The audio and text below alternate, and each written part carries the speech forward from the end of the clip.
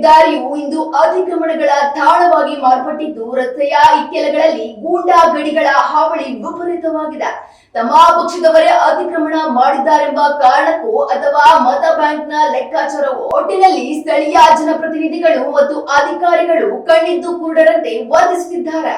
ಸದ್ಯದ ಪರಿಸ್ಥಿತಿ ಹೀಗೆಯೇ ಮುಂದುವರಿದರೆ ಮುಂದೆ ಈ ಜಾಗಗಳೆಲ್ಲವೂ ಕಬ್ಜಾ ಆಗುವುದರಲ್ಲಿ ಸಂಶಯವೇ ಇಲ್ಲ.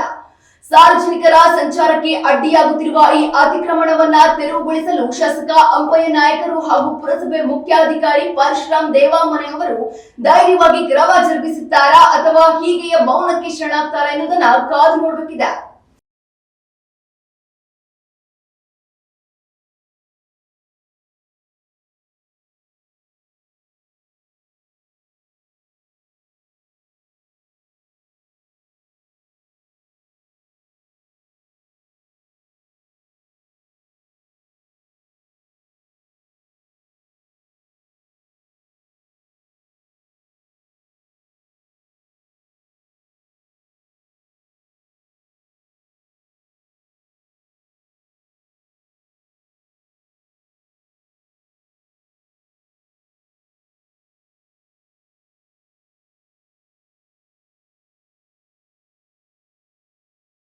ವೆಂಕಟೇಶ್ ಸುಗಂಧಿ ಮಾನ್ವಿ.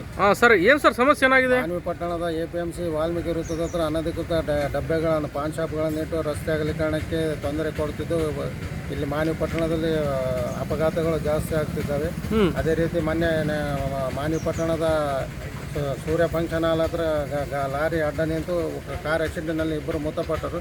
ಇದಕ್ಕೆ ಸಂಬಂಧಪಟ್ಟ ಅಧಿಕಾರಿಗಳು ಡಬ್ಬೆಗಳನ್ನು ತೆಗೆಸುತ್ತಿಲ್ಲ. ಇದರಿಂದ ರಸ್ತೆ ಅಗಲೀಕರಣಕ್ಕೆ ಬಹಳ ತೊಂದರೆ ಆಗುತ್ತಿದೆ. ಎಷ್ಟು ಹೇಳಿದರೂ ಅವರು ಡಬ್ಬೆಗಳನ್ನು ತೆಗಿತಿಲ್ಲ, ಅನಧಿಕೃತವಾಗಿ ಇಟ್ಟಿದ್ದಾರೆ. ಏನನ್ನು ಇಟ್ಟಿದ್ರೆ ಮುನ್ಸಿಪಾಲ್ಟಿ ಜಾಗದಲ್ಲಿ ನಾವು ಇಟ್ಟಿದ್ದೇವೆ ಅಂತ ಸುಳ್ಳು ಹೇಳ್ತಿದ್ದಾರೆ.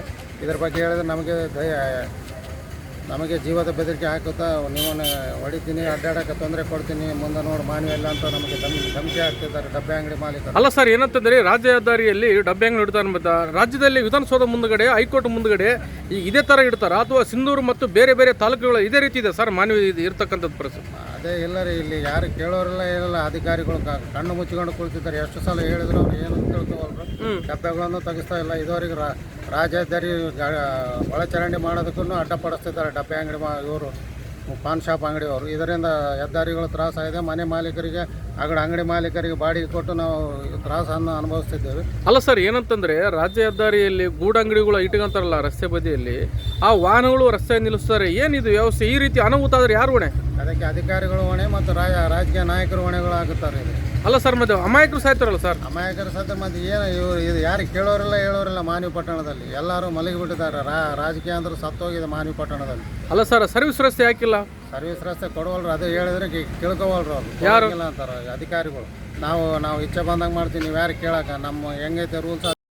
ಆನಂದ್ ಬೋವಿ ಅಂತೇಳಿ. ಹಾಂ ಸರ್, ಏನು ಸರ್ ಸಮಸ್ಯೆ ಏನಾಗಿದೆ? ಈ ಹೆದ್ದಾರಿಯಲ್ಲಿ ಬೀದಿ ವ್ಯಾಪಾರದ್ದು ಭಾಳ ಕಿರಿಕಿರಾಗಿದೆ. ಎರಡನೇದು ಹೆದ್ದಾರಿ ಒಂದು ಕಡೆಗೆ ಮಾಡಿದ್ರೆ ಇನ್ನೊಂದು ಕಡೆಗಿಲ್ಲ. ಆ ಒಂದು ಕಡೆಗೆ ಬೈಪಾಸ್ ರಸ್ತೆಯನ್ನು ಮಾಡೋದಿಲ್ಲ. ಆಮೇಲೆ ಅದನ್ನ ಮುನ್ಸಿಪಾಲ್ಟಿದು ಒಂದು ಕಡೆ, ಹೆದ್ದಾರಿದೊಂದು ಕಡೆ, ಬೀದಿ ವ್ಯಾಪಾರದ ಒಂದು ಕಡೆ. ಹೆಂಗಾಗಿದೆ ಅಂದರೆ ಪರಿಸ್ಥಿತಿ ಲೋಕಲ್ನಾಗ ಅಡ್ಡಾಡೋಕೆ ಭಾಳ ಕಷ್ಟ ಆಗ್ಬಿಟ್ಟು ಒನ್ ವೇ ಆಗಿಬಿಟ್ಟಾಗ ಗಾಡಿಗಳು ಮತ್ತು ವೆಹಿಕಲ್ ಅಂದರೆ ಬಸ್ಸು ಮತ್ತು 4 ವೀಲರ್ 2 ವೀಲರ್ಸ್ ಹೋಗೋಕೆ ಅದಕ್ಕೂ ದಾರಿ ಅನುಕೂಲ ಇಲ್ಲ. ಅಲ್ಲ ಸರ್, ಏನಂತಂದ್ರೆ ರಾಜ್ಯ ಹೆದ್ದಾರಿ ಇದೆ. ಮೊನ್ನೆ ಒಂದು ಅಪಘಾತ ಕೂಡ ಸಂಭವಿಸಿತು. ಆ ರಸ್ತೆ ಬದಿಯಲ್ಲಿ ವಾಹನ ನಿಲ್ಲಿಸ್ತಾರೆ, ಮತ್ತೆ ಗೂಡಂಗಡಿಗಳು ಇದಾವೆ.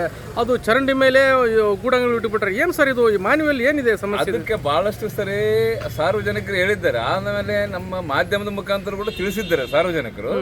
ಹಿಂಗಾಗಿ ಇಲ್ಲಿ ಚೀಫ್ ಆಫೀಸರು ಮತ್ತು ಇಲ್ಲಿರಂತ ಶಾಸಕರು ಕುಂತು ಒಂದ್ಸರ್ತಿ ಮಾತಾಡ್ಕೇಸಿ ಹೇಳಿ ಅವೆಲ್ಲ ಕ್ಲಿಯರ್ ಮಾಡಿಸ್ಕೇಸಿ ಯಾವ ಹೆದ್ದಾರಿ ಇದ್ದಂಥ ಡಬ್ಬೆ ಅಂಗಡಿಗಳು, ಗೂಡಂಗಡಿಗಳು ಅವೆಲ್ಲ ಪಕ್ಕಕ್ಕೆ ಸರಿಸಿದ್ರೆ ರಸ್ತೀಕರಣ ಅಗಲ ಆಗ್ತದೆ.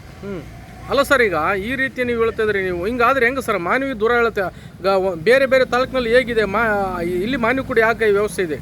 ಈ ವ್ಯವಸ್ಥೆ ಯಾಕಂದರೆ ಇದರಲ್ಲಿ ಮುಖ್ಯ ಅಂದರೆ ಅಧಿಕಾರಿಗಳೇ ದುರುದ್ದೇಶ. ಯಾಕಂದರೆ ಅವ್ರ ಓನರು, ಡಬ್ಬೆ ಅಂಗಡಿ ಇಟ್ಟವರು, ಮತ್ತು ಅವ್ರು ಯಾವ ಅಧಿಕಾರದಾಗ ಇದ್ದವರು ಹೆಂಗೆ ಗೊತ್ತಿಲ್ಲ. ಎರಡನೇದು ಅವರಲ್ಲಿ ಹೋಗಿ ಅಧಿಕಾರಿ ಚೀಫ್ ಆಫೀಸರ್ ಆಗಲಿ, ಆಮೇಲೆ ತಾಲೂಕು ದಂಡಾಧಿಕಾರಿಗಳಾಗಲಿ ಇದನ್ನ ನಿಂತು ಮಾತಾಡ್ಸ್ಕೇಸಿ